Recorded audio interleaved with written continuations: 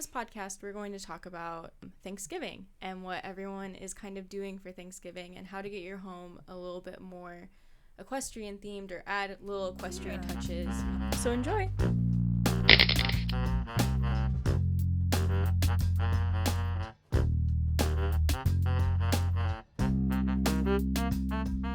Welcome to Late Night Riders. I'm Gretchen, and I'm joined by my grandma Debbie, my mom Kristen, and Raquel.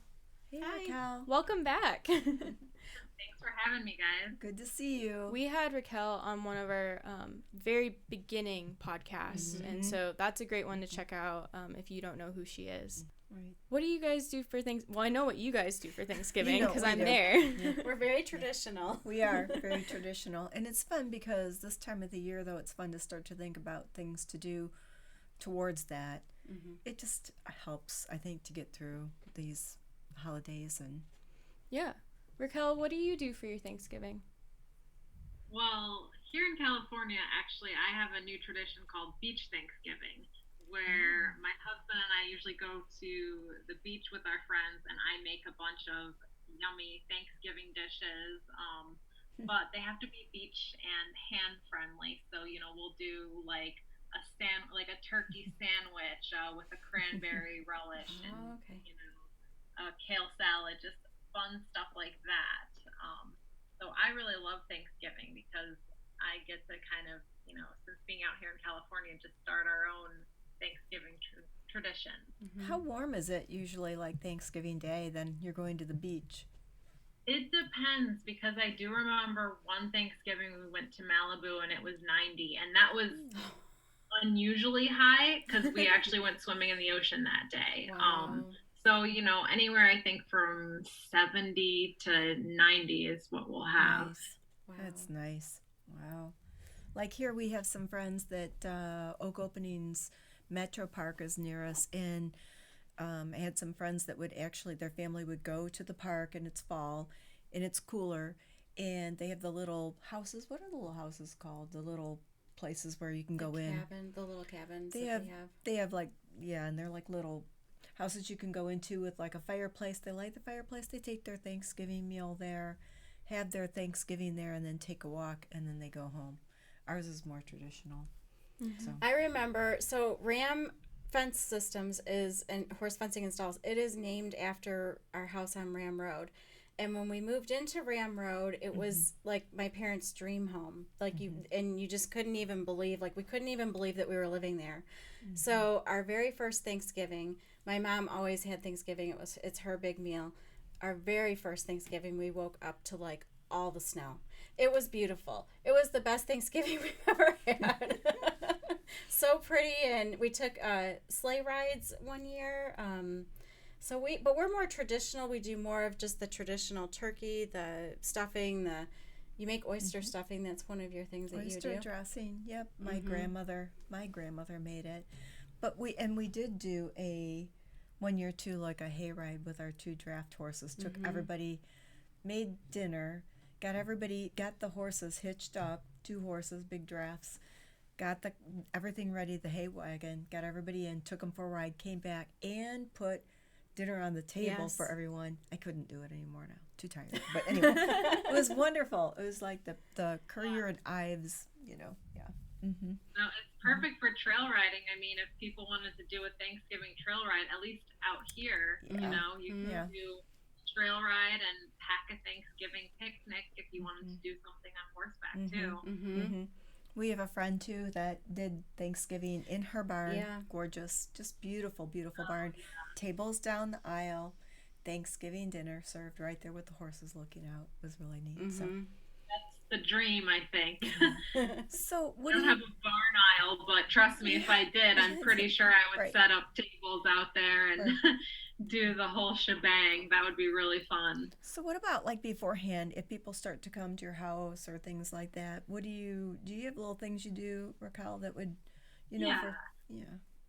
I love to, just put out pumpkins. In fact, I just had a pumpkin carving night here the other day. So my pumpkins are all carved, and I guess that's a little more Halloween, but for Thanksgiving, I like to get the little mini pumpkins, that's something that always reminds me of fall and Thanksgiving. When I grew up in Ohio, actually, my parents made me, I had to grow pumpkins every year, and I had a little stand and I would sell them as a child. So I remember doing all of that stuff, pumpkins and gourds. So now I don't have them fresh from the farm, but I love, going to the store or going wherever local and just trying to get a bunch of cute pumpkins and gourds and, different centerpieces. Mums are really pretty to put around the barn. So I think it's just fun to just kind of switch out things, around the house. Outdoor lanterns are really nice. I mean, they're pretty all year round, but just kind of, I think, it's starting to get darker out. So I think everyone's kind of just craving that cozy factor. So I was kind of looking at, getting some new solar lanterns to put out by the barn, and maybe some fun equestrian candles for in the house. Just make it, really cozy. I love lanterns. I think they're so pretty. And the pumpkins, too. Our horses love pumpkins. So I don't know if you've ever let your horse eat a pumpkin, but our horses love them, too. So I haven't tried it, but I'm sure Fira would love them. Yeah, I'm sure, too. They just love to, they do. They like the taste of them. We took a pumpkin out the other day, and it had like a little mash in it, and we gave it to the horses, and they tore it up. They loved it. They did. Recipes or anything like that? On our blog, yourhorsefarm.com, we do have an equestrian pumpkin pie, and so there's a cutout that you can do with your crust, and then so it's like pumpkin pie with a horse head on it, which I think is really cool. Did Mindy do one of those? She helped me. Yeah, that's what I thought. For the blog post. We've done some things like that. Do you do things like that too? I love making like fall sangria. For Thanksgiving. I think it's really fun, and it's easy for company too, because it's basically, a batch cocktail you can do with wine and apples and cinnamon and nutmeg. And I did something similar to that last year. Yeah. Oh, we did. Yeah. Does it keep for a while too, the sangria, or is it? Because you're supposed to, make it ahead of time. Sometimes I've done it like last minute and thrown it together, but it's better if it sits for a few days. So that's good kind to of know. have sangria sitting in your fridge. That's okay, because the fruit will just kind of, it'll get fused with the flavors of, the apple or orange or whatever you put in it, or pomegranate. I like things like that. Hot drinks too that are, I don't know, the cidery things taste so good. We have a orchard near us too, where we get the best apples and cider, and boy, we love it. They also make donuts too. But they don't just make one cider. They make they have a Honeycrisp cider. They have what they call Gold Rush, which is like real tangy cider. They have an antique blend because they have apples from I don't know how many years ago. Their trees are, have older trees. It is a really neat. I'm just gonna say Johnston's is the best. So. I think that is the nice part about being in Ohio, is having that so accessible. I remember when I was in Tennessee, the closest apple orchard was like 3 hours away. Yeah. So. And the fun part with them too is they have some horses and they have some of our fencing up, which is really cute too. They're really sweet people. But yeah. So Raquel, do you keep anything on hand for when you have guests over, food-wise, or like quick, easy appetizers to have around? For drinks, I mean, sparkling water is always a must because you can mix that with anything. So I definitely always have sparkling water. I always have apples, oranges, like seasonal fruit. I love blood oranges. So you stuff up kind of in a pinch. Another good thing to have on hand is puff pastry, because you can do so many things last minute with, just again, think seasonal. Like I usually, during the summer, I try not to eat cream cheese, or, I try to be pretty healthy, but around the holidays, cream goes a little cheese, bit. pastry, and, seasonal fruits and canned pumpkin, you can basically if someone says, hey, I'm coming over, and you're like, oh, they're going to be here in an hour, you can thaw out some puff pastry, make a quick filling with either like go sweet, go savory. I actually recently just did it's going to be on my blog in a couple of weeks, cranberry and apple pinwheels with cinnamon, so. And that was what's really really nice. We need to, have those recipes too, so we can share those. That would be nice. For sure. Yeah. Wow. Yeah. I think just having, a few things that you can make in a pinch, is really smart to do.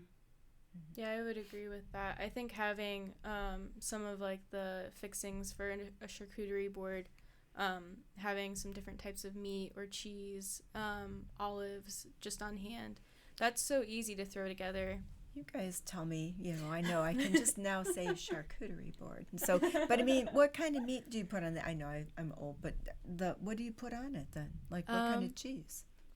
What do you guys like? Hard salamis. What is the prosciutto? Is that right? Prosciutto's on there.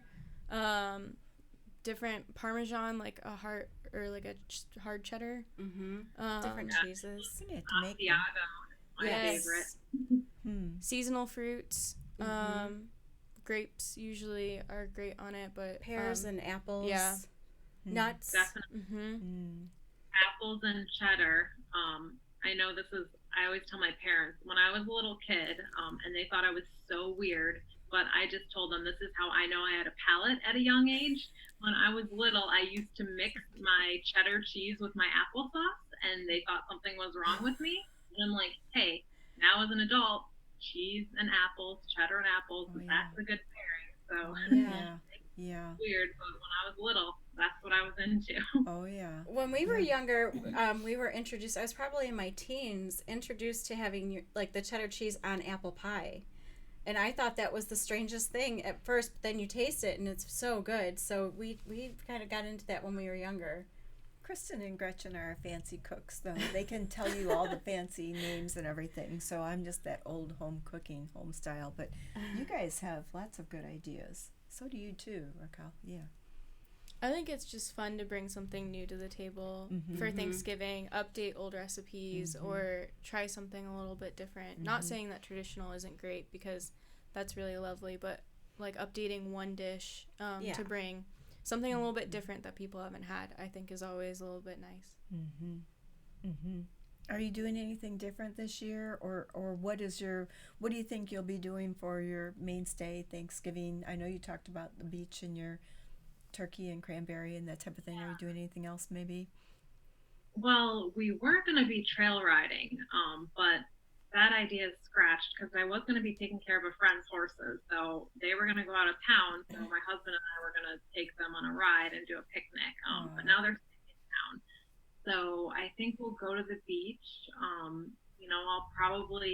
I love roasting a turkey, even if it's just my husband and I, and then we're going to have guests, because I love the leftovers from turkey. I think that's the best part. So I'll probably roast a turkey.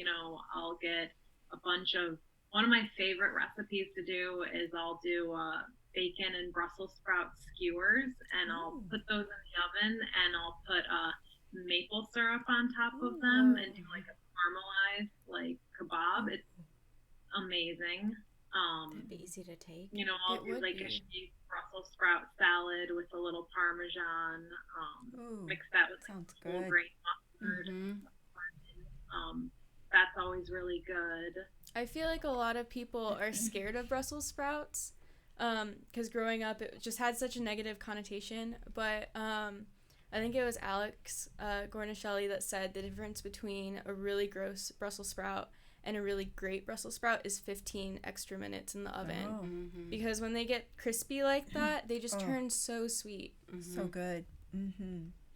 Yeah, I love crispy Brussels sprouts. So can I ask you too, going back to the turkey, you love to roast turkey, what size turkey do you normally get? Anywhere from like 14 to 20 pounds. Oh, you do a big one. Wow. Wow. That's I know. good. It's fun though. I think that my mom, like, just growing up, was always like a big, cooker and baker, and I miss that. And she still will do, a big Thanksgiving dinner at home, and that's just something that I love cooking. So, Yeah. Going for our Thanksgiving shopping, like, my husband will come with me, and I'll be in there, and I'm so excited, and he's just kind of pushing the cart, like, looking at me, and I'm just, they have Brussels sprouts on the stock, or they have this, they have that, like, get that, I buy a lot of food, so it's fun.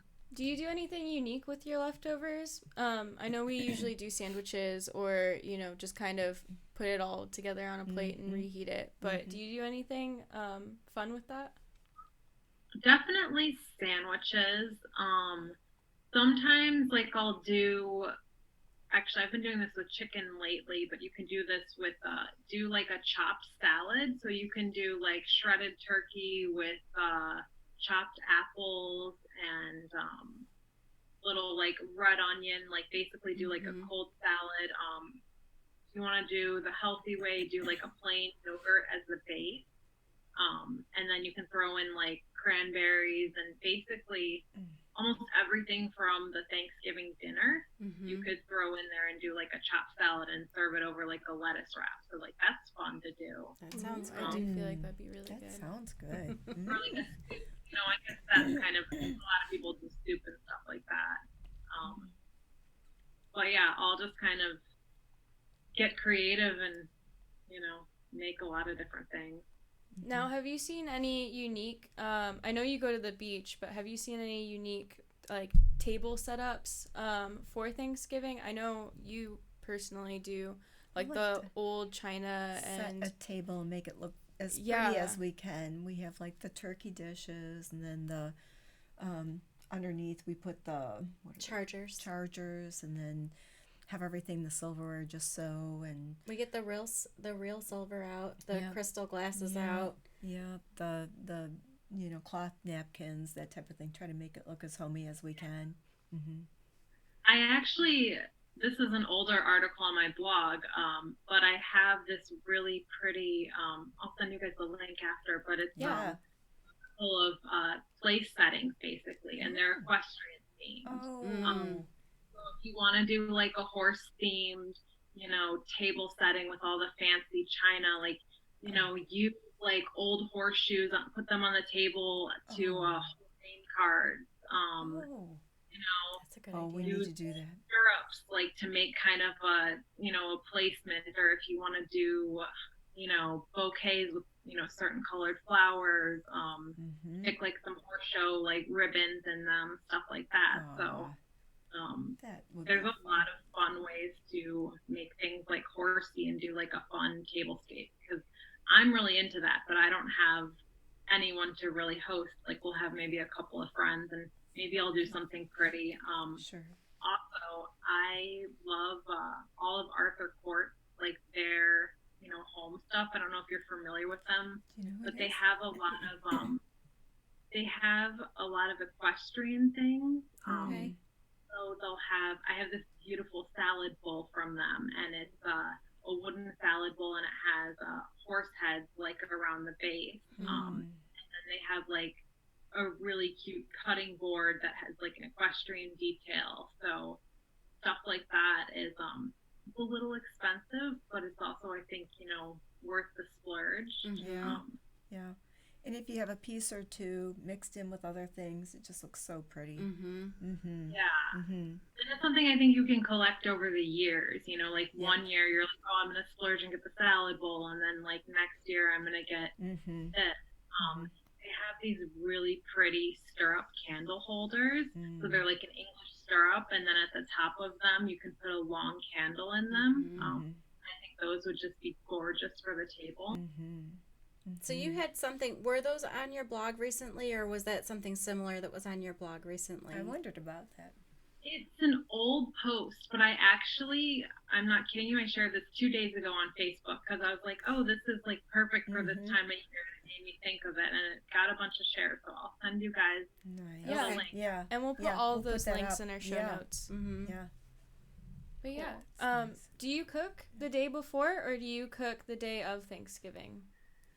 definitely the day before and, during, but I try and do a ton of prep work. If it's something cold, I'll try and prep it the night before so that it's just done. Or desserts, if it can be half made beforehand, or, I basically try and do everything I can the day before. Especially if we want an early start, because some people will have dinner like at 5 or 6, and then they can start cooking. But for us, we kind of like to be out the door, early. So that turkey has to be done, and that takes hours and hours. So either it's going to get roasted the night before, or I'm setting an alarm and getting up at like 4 a.m. and putting it in the oven. Now, you've done a lot of different turkeys over the years, from like baked to fried to grilled. Smoked. Yeah. Smoked, yeah. What's your favorite method of cooking? Don't ask me. Don't ask me. No, non-traditional fried. I like it, but baking and then the smoking, everybody seems to like the most. The smoked turkey's so good. It is good. Now, do you brine your turkey or no? I don't. Usually I'll just, I'll season it with some nice herbs and butter, of course. And then I'll just go ahead and, I don't even put any vegetables. I'll make, a gravy from it and stuff like that. But I grow rosemary here, so I like to do a lot of rosemary and, maybe a little bit of lemon. That's good too. Lots of salt and pepper. We love sea salt. We use a lot of sea salt, and then the ground pepper. Just, I don't know. I like that. Is there anything else that you'd like to tell us about, that anything traditional or anything from that your family did or grandparents you remember, or is it more just now? It's I want to say like you're a West Coast girl, so what do you think? Yeah. I mean, I miss there's a couple of recipes that my mom makes every year that she does, perfect, and I miss those things, and she's passed them down to me. Like, she makes the best potato rolls, and I miss them, and I've attempted to make them, but I just, for whatever reason, cannot do it the same way she does. So, I think around Thanksgiving I get nostalgic for that sort of stuff. But I also like doing, what we do. So the potato rolls, they're can you explain what they're like, or what they're? So she would basically make, mashed potatoes like the day before, and they're these really fluffy, they're basically crescent roll shaped, but they are just the fluffiest, softest rolls, and they have potatoes, and she uses the potato water as well to make them. Oh, wow. Have a really good flavor, and I think that's everybody's favorite. It's she never comes home with any extras. Yeah. Sometimes your mom just makes the best food and nobody else can make it the same way. So, yeah. We're not really good with the rolls. That's the one thing that we haven't really brought to the table are the rolls. We have rolls, but they're just the dinner rolls that you buy, because that's what my grandma bought. But I do homemade noodles. So I make the noodles. My grandma taught me how to do that. And that's kind of a special. Everybody loves them, but it takes a lot of work to make them. Everyone in our family is kind of assigned a specific job. My aunt does the pies. My mom does the cheese ball and the noodles. You do the turkey and the stuffing. Cranberry sauce. What are you going to bring now that you're on You your know, own? I got put in charge of the drinks. I'm not really sure how that happened. You have to bring the sangria this time. Yeah, for sure. Yeah, and we're not sure what we're going to do yet this year, but talking about all this helps a lot to think about what we may do. Well, what was special was that, my other daughter's in New York, and we had planned on sending Gretchen to New York, and thinking that she could be there to see all of the things that go on, the Macy's Day Parade and things like that. The girls wanted to just both be here and do a traditional Thanksgiving, if that says anything. That means a lot. So we will do the whole thing. It's funny, we get right down to it, and then everybody's like, well, we want this, we want that. No, we want the traditional. Yeah. You know, we go right back to it again. So, Every single year we try to like cut down. Like, let's diehard get rid of some of traditionalists. the foods. Well, we can't get rid of that. goodness. And, you know, one thing that's really kind of funny, too, is I've saved my lists from years ago, the grocery list. And I have this little recipe box with the grocery list from year to year, and right on the back how the dinner went. And it's cute to go back and see how many people came, if there were, 21, 25, 18, whatever it was. And then right on the back what everybody liked the best. But that food list in our bigger dinners that we had is huge, just huge.